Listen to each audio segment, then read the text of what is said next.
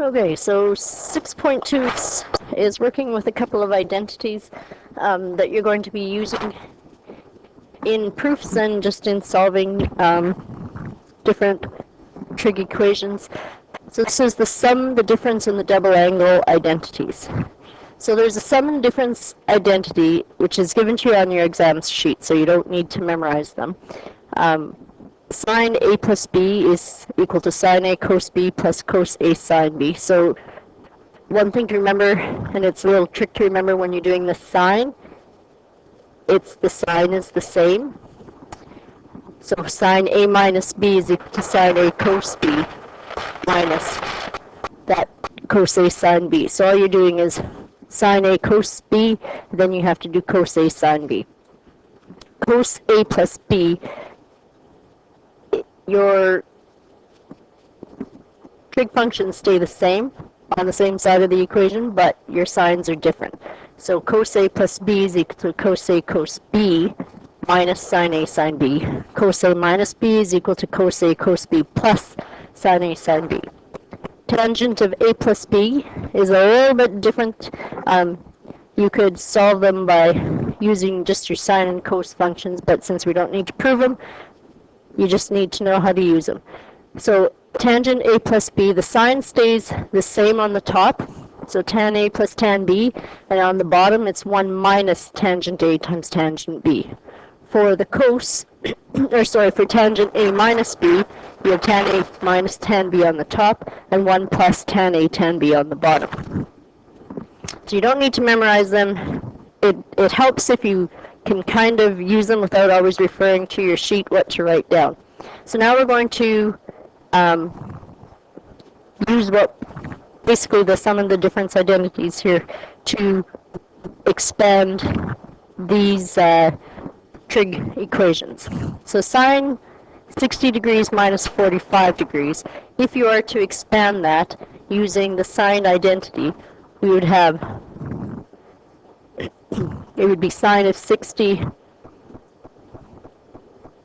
cos of 45, so this is considered your A value, that's your B value, and your sine stays the same, so then it would be sine 45 cos of 60.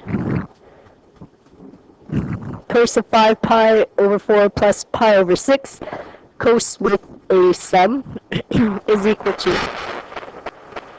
cos of 5 pi over 4, cos of pi over 6, and then that, the sign changes, so minus sine, 5 pi over 4, sine pi over 6. So it's just a matter of remembering this is your A value, the second one is your B value, and then just following the pattern for the, excuse me, for the identity. Tangent of pi over 3 minus tangent of pi over 6. So this is equal to tangent of the A, so pi over 3, plus, minus, not the wrong one. The sign on the top stays the same, so minus tangent of pi over 6 all over 1, and then opposite sign plus tangent pi over 3 times tangent pi over 6. Now you could go further with these and actually solve them using your triangles, your 30, 60, 90, and your 45, 45, 90 triangles. But these are just asking you to expand them, so that's all you need to do. Then you can go the other direction. So you can go from an expanded expression and put it into a condensed version of this. So sine 70 cos 20 plus cos 70 sine 20. So you have to figure out which identity did that use. So we're using sine cos in the first part, so I know that that's going to be a sine identity. Then because I am adding in between, I know that I'm using the sine sum identity. So this is the same as saying sine of 70 plus 20, so 70 degrees plus 20 degrees. And if you wanted to go further, as a single, this would be equal to sine of 90 degrees. And you're going to see later when we're doing some solving for these, we're going to take an expression like sine of 135, and then we're going to expand it so that we can solve it. So cos of pi over 6, cos of pi over 3, plus sine pi over 6, sine pi over 3. So I've got a cos in the first one.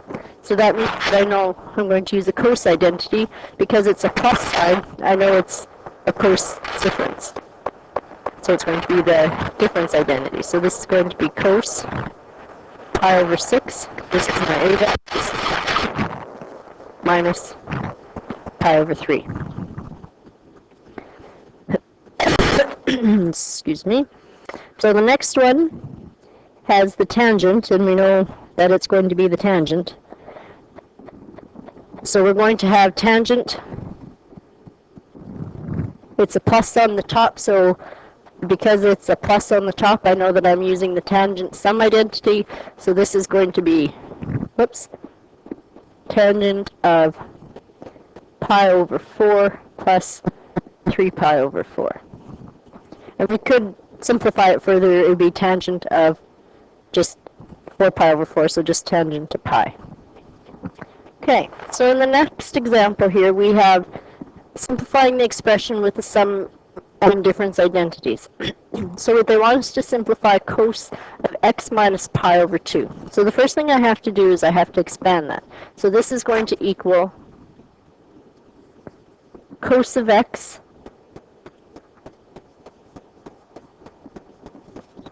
cos of pi over 2.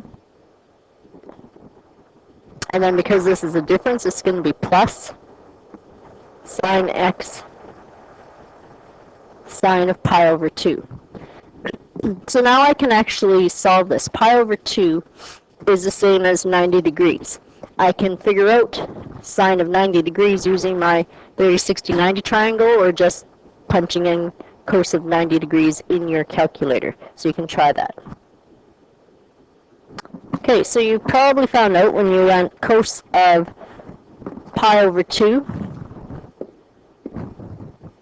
it equaled 0. And when you did sine of pi over 2, that equaled 1. And if you think of this on your, I said 30, 60, 90, I guess you could have used it on there, but on your unit circle, pi, or cos of pi over 2, which would be up here, your sine cos values, this is at 1 and 0. Sorry, 0 and 1. So your cos is 0, your sine is 1. So this is actually equal to sine of x. Oops.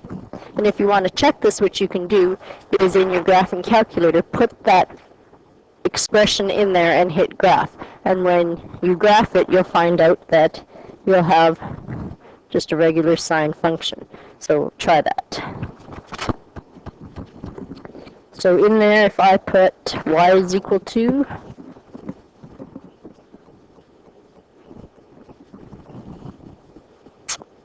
cos, and then in brackets I'm going to put, what did I have? X minus pi over 2.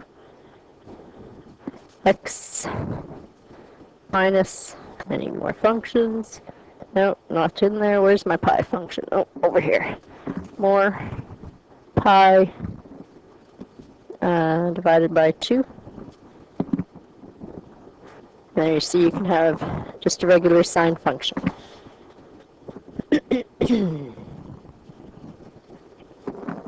Okay, so your next one is sine of pi plus theta.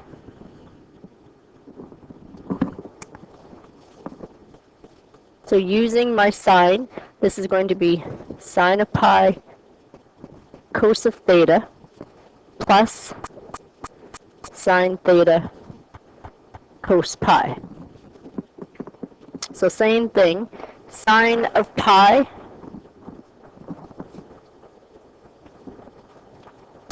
sine function up here at pi is equal to,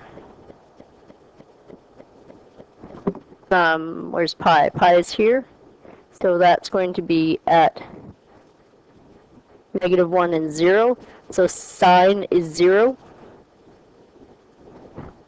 Oops, times cos theta, that's supposed to be in brackets, plus sine theta and cos at pi is equal to -1. So that's just 0, and this is equal to negative sine theta. So again, if you put that in your graphing calculator, you would get a graph that looks like that.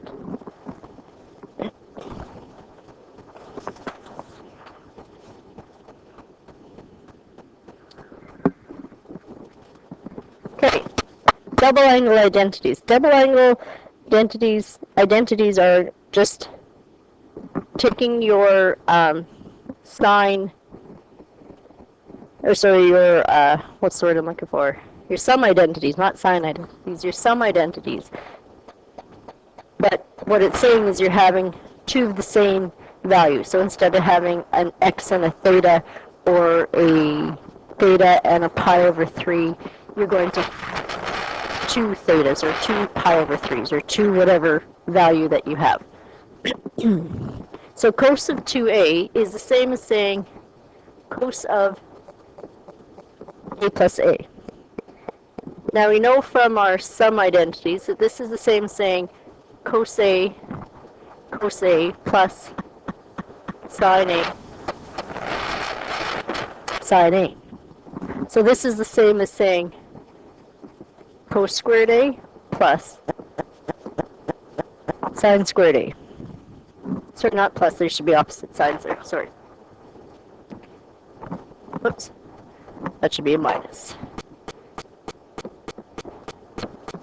Cos squared a minus sine squared a, if we remember,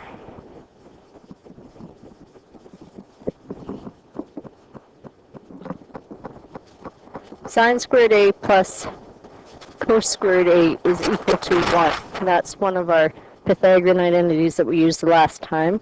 So that means that we can manipulate this equation to say that cos squared a is equal to 1 minus sine squared a, or we can say sine squared a is equal to squared a. So whatever is going to work better for us.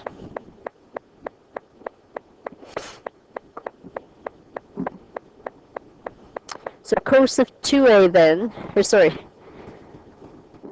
right here, it's kind of in the middle.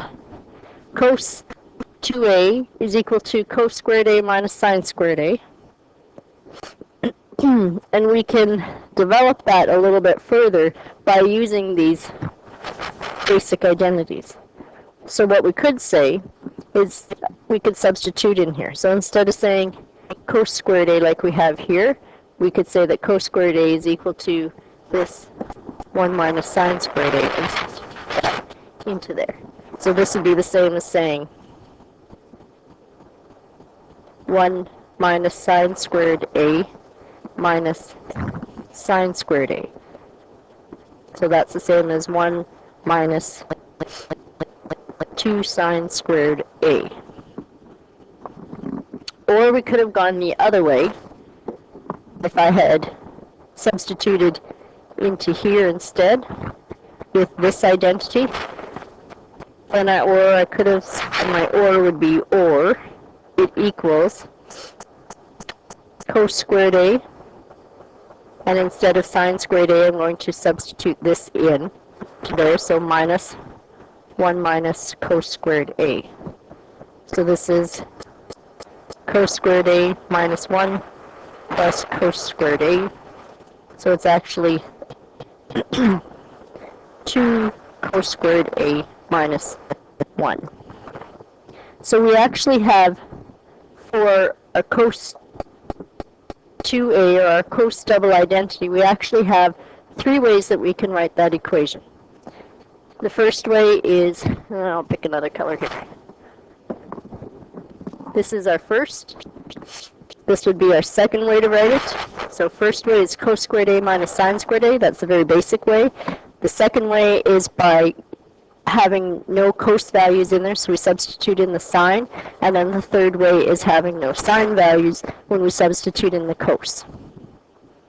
So 3 ways to write that one trig function.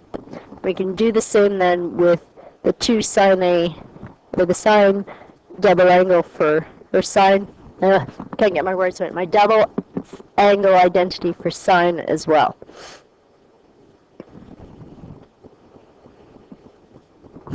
So, let's try it for this one. We're not going to get 3 for each of these, but it's just showing you that you can manipulate these so that you can get easier ways to solve when it comes to actually solving them.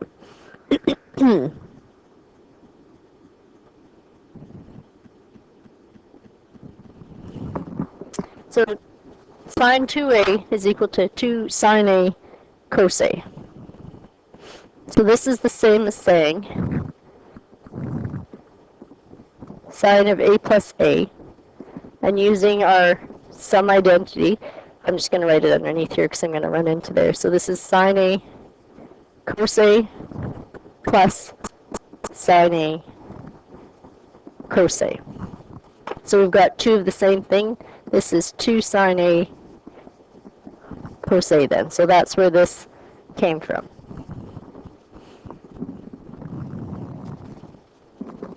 Tangent of the double angle for tangent 2a, so this is the same as saying tangent of a plus a, so that's equal to using the double angle tangent identity, tangent a plus tangent a all over 1 minus tangent a times tangent a. So that's equal to 2 tangent a's over 1 minus tangent squared a. Now that tangent squared a you can manipulate it into, because tangent squared a with our cos and our sine, you could have it as 1 minus sine squared over cos squared if you need to do that. Whoops. I kind of wrote that as 1 there. Okay, so you have different ways of manipulating it. This is just the basic way for that one.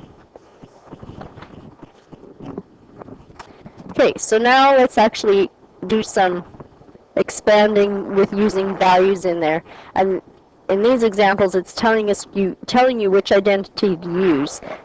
In other examples that you're going to have, it's not going to tell you which identity to use. You'll have to decide on your own just by looking at the numbers. And what you're trying to do is to get them to either use the unit circle values, so 90, 90, 180, 270, 360, and then whatever rotations from there, or the 45, 30, or 60 degrees. So sine of 120, because it wants me to use the double angle identity, then what I want to do is I want to say, okay, if I divide my sine 120 into 2, what do I have? Well, 120 divided by 2 is 60. So I know that this is going to be sine of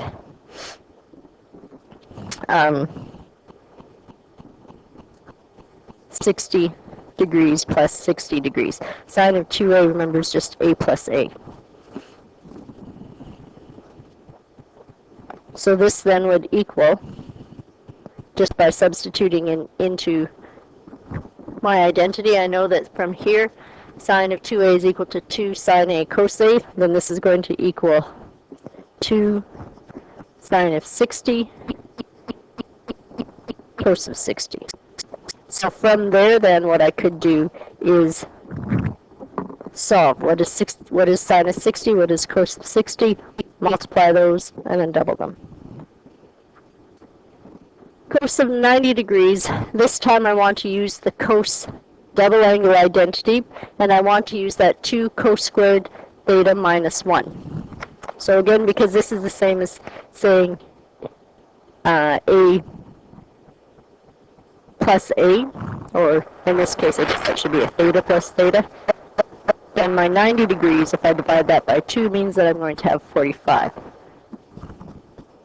So cos of 2 times 45 means that I have 2 cos squared 45 minus 1. So my 45 degrees replaced my theta.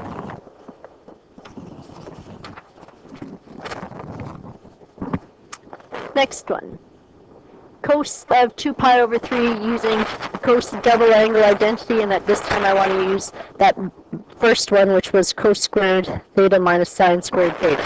So because it's telling me I'm using the double angle identity, then I want to figure out, okay, what is half of 2 pi over 3? So 2 pi over 3 divided by 2 is what I'm doing, so that's like saying 2 pi over 3 times the 1/2. So that's going to be 2 pi over 6, or pi over 3. And really, that was a lot of work just to divide my pi over 3, or just looking at the pi over 3, doubling it to get 2 pi over 3. Same idea though. If you have trouble just looking at it going, okay, I know I have a 2 in the numerator, so if I divide the 2 in half, I'm going to have pi and pi. So this means that I'm going to substitute in here, it's going to be cos 2 times pi over 3. That's my new theta. So by using that identity, the double angle identity, just cos squared theta minus sine squared theta, this is going to be cos squared pi over 3 minus sine squared pi over 3. So again, if I wanted to solve it, I would look at, okay, what is cos of pi over 3, square that value, what is sine of pi over 3, and square that value. Okay, cos of 8x using cos 2 theta is equal to 1 minus 2 sine squared theta. Because remember, there's 3 ways of writing that double angle for cos. So cos of 8x, if I divide it by 2, that means that I'm doing cos of 2 times 4x. So by substitution, this is going to be 1 minus 2 sine squared 4x. And that's done. I can't do it any further.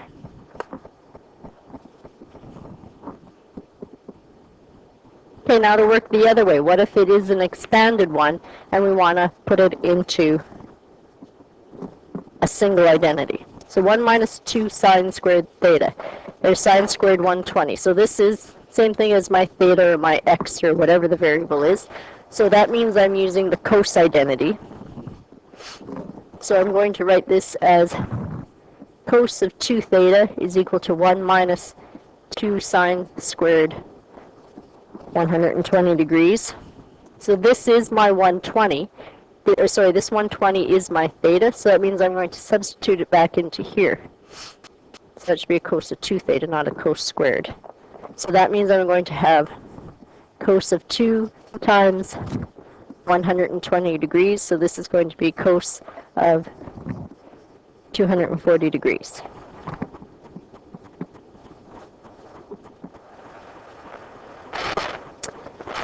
So it's 2 sine theta cos theta. Which of those double angles is it? Is it sine, cos, or tangent? Well,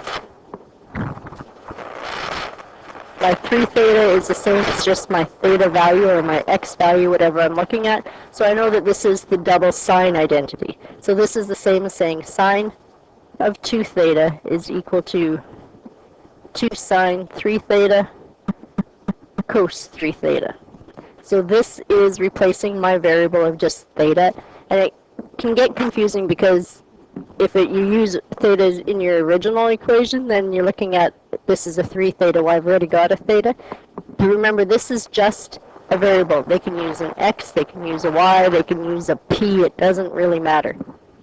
So this then is the same as saying, since this is replacing my theta there, this is the same as saying sine of 2 3 theta. If I multiply this through, this is sine of 6 theta.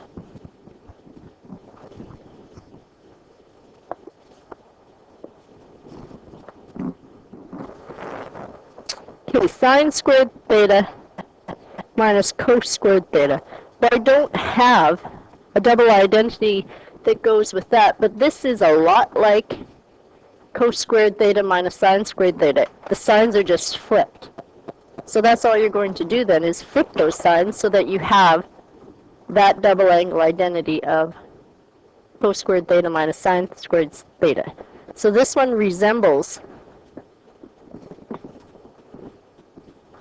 the double angle identity of cos squared theta minus sine squared theta. So the only thing I have to do then is if I multiply this by a -1, or if I factor out a -1, this becomes a negative, this becomes positive. So this becomes cos squared theta minus sine squared theta. So that means that's the same as saying negative cos squared theta minus sine squared theta is just cos 2 theta.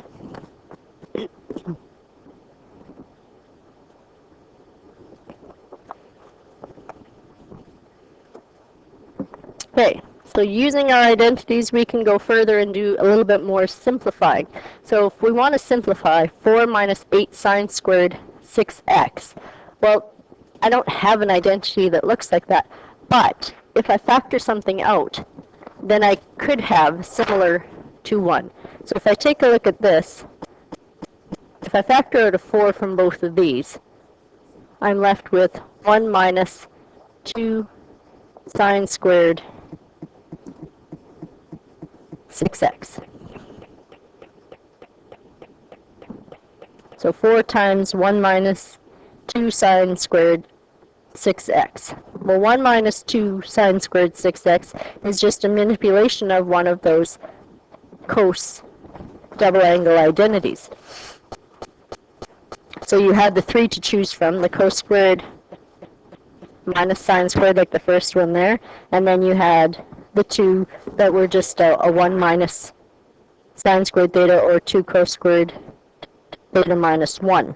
So this is the same as 1 minus sine squared theta, so that means that what I'm saying is this is the same as saying cos squared, and you can use theta or a. I have a in that one, in your original one, so I'm going to use a.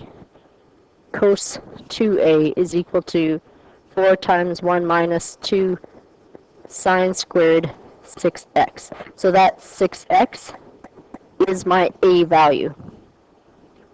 So that means I'm going to substitute that in there.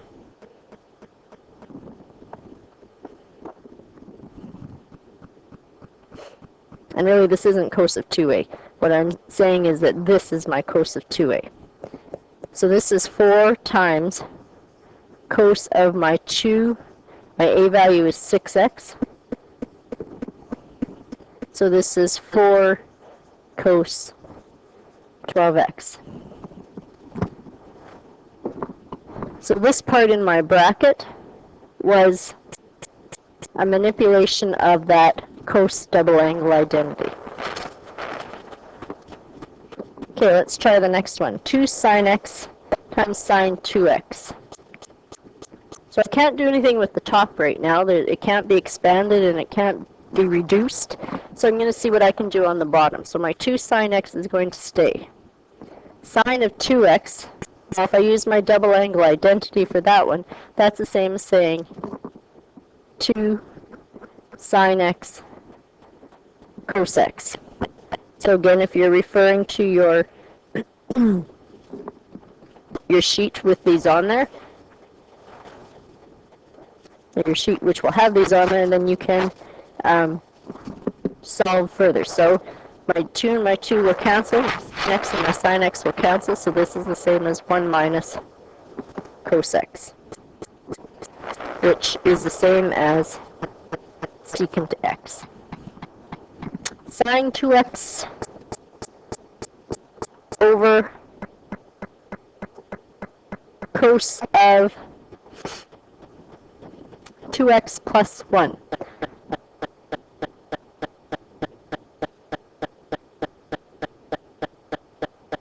So this plus 1 here isn't a trig ratio or anything. So for right now, we're just going to leave it. I can't do anything with it right now, but you'll see once I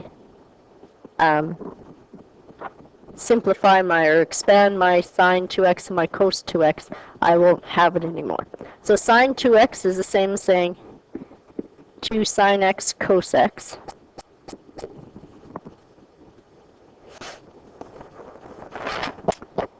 cos of 2x, because this, like I said, it's not one of the trig ratios, so I want to see what could I do to this cos of 2x so I can get rid of that plus 1x. Well, I have the 3 cos double angle identity, so cos squared sine squared, or cos squared minus sine squared isn't going to get rid of it. 1 minus 2 sine squared isn't going to get rid of it, because then that would just be 1 minus sine squared x plus 1, so then I'd have 2 of them. But if I use the other one, that 2 cos squared x minus 1, so if I substitute into here, cos of 2x is the same as 2 cos squared x minus 1, and then I have my plus 1. So what happens here is my minus 1 and plus 1 just cancel each other because it would be 0. So I would have 2 cos squared x plus 0. So that's gone. So now what I can do is reduce further. So now that what I have is 2 sine x cos x over 2 cos squared x, I'm going to reduce whatever I can. So my 2 and my 2 will cancel each other. A cos x from here is going to get rid of one of my cos x's from there, still leaving me with cos x. So what I have when I'm all done reducing is sine x over cos x, which is just a tan x.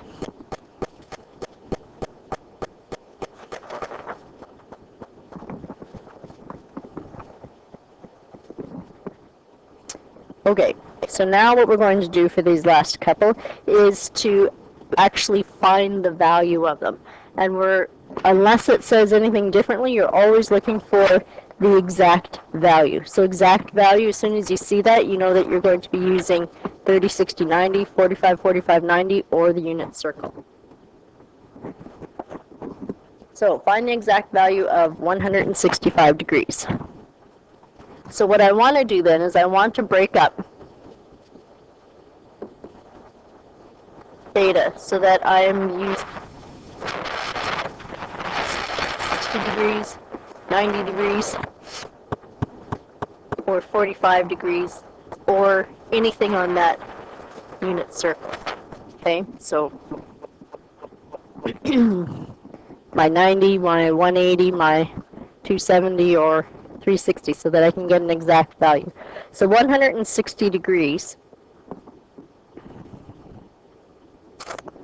is the same as, and there's a couple of different ways you can break it up.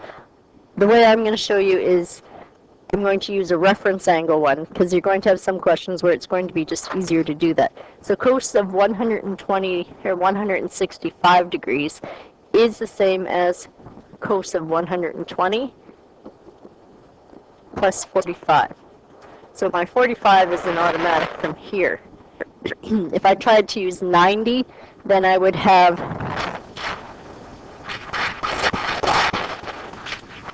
5. I can't do anything with it. If I tried to use 30 degrees, I'd have 30 and 135, which again, 135, I guess I could, yeah, that one I could use because I could use my 45 with it as a reference angle. This one with the cos of 120 degrees, I know that my reference angle here, based on where that is, 120 degrees would be over here, so my reference angle is going to be 60 degrees when I do my solving. But before I can get there, I need to expand this.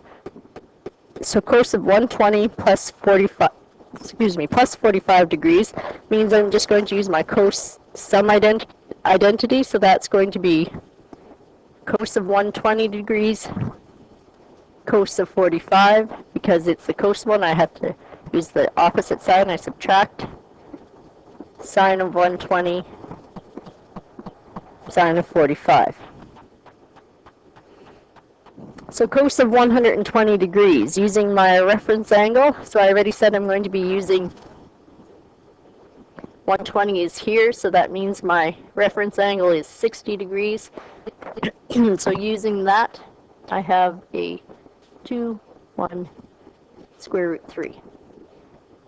So this is a negative and that's a positive.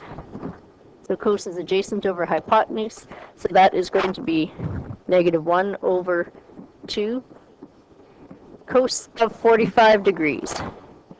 45 degrees is here. And 45 and my 60 are a lot alike. So this is 1 square root 2. Cos is 1 over 1. Sorry, adjacent over hypotenuse, it's 1 over square root 2. Sine of 120. Sine is opposite over hypotenuse, so and sine is positive in that quadrant, so that worked out. Square root 3 over 2. Sine of 45 degrees is opposite over hypotenuse, so it's 1 over square root 2. So this is negative 1 over 2 square root 2 minus square root 3 over 2 square root 2. So your answer is going to be negative 1 minus square root 3 all over 2 square root 2. And you could go further if you were to rationalize this denominator. So if I multiplied it by square root 2 over square root 2, I would have negative square root 2 minus square root 6 all over 2 times square root 2 times square root 2 is just going to be 4. It is okay, though, to leave your answer like that. Okay, tangent of 11 pi over 12 plus 8 pi over 12.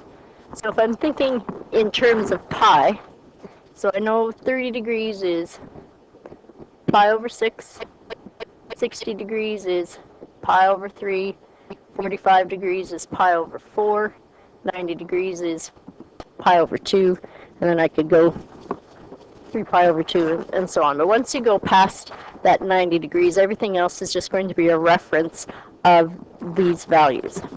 So 11 pi over 12, since this has a denominator of 12, then I'm taking a look at these as my original, or yeah, if we call them your original or your, what's the word I'm looking for? Not your units, but your unit identities, but your, lost the word. Anyway, basic. If you're thinking of those as your basic ones, then this would be the same as saying 2 pi over 12. Pi over 3 is the same as saying 4 pi over 12. Pi over 4 is the same as saying 3 pi over 12. And pi over 2 is the same as saying 6 pi, over 12. So which ones of these will give me 11 pi over 12?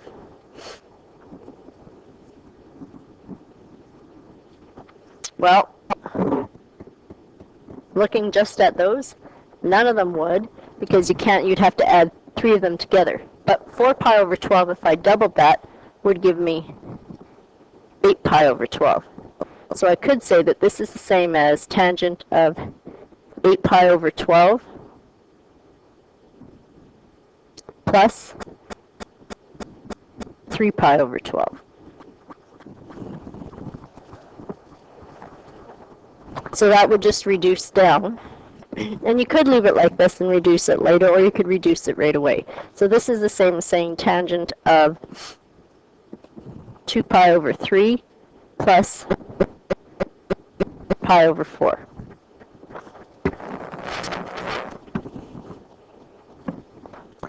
So expanding this. So using my tangent sum identity, this is going to be tangent 2 pi over 3 plus tangent pi over 4 all over 1 minus tangent 2 pi over 3 times tangent pi over 4. So 2 pi over 3. 2 pi over 3 is going to put me in this quadrant here with a reference angle of pi over 3, which is the same as a 60 degree. So that means I'm going to have my square root 2, sorry, square root 3, 2, and 1. Tangent to pi over 4, that's that 45 degree again, so 1, 1, square root 2. So tangent of 2 pi over 3. Tangent is opposite over adjacent, and because this is in this quadrant, that's my 1 is going to be a negative value because it's a negative x. So that's going to be square root 3 over negative 1, so I might as well just write it like that, plus tangent of 4, opposite over adjacent, is just 1.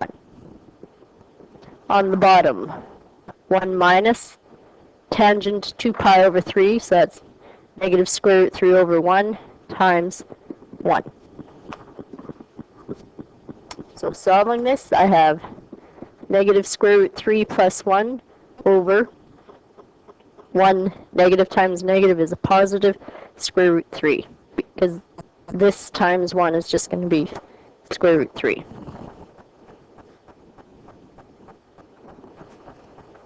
So that is your answer. It's all done. So when it comes to finding the exact values, it's going to take a little bit of a manipulation for you to get to two values. One of them is probably going to use a reference angle of that 30, 60, 90, or 45 is what you're looking for.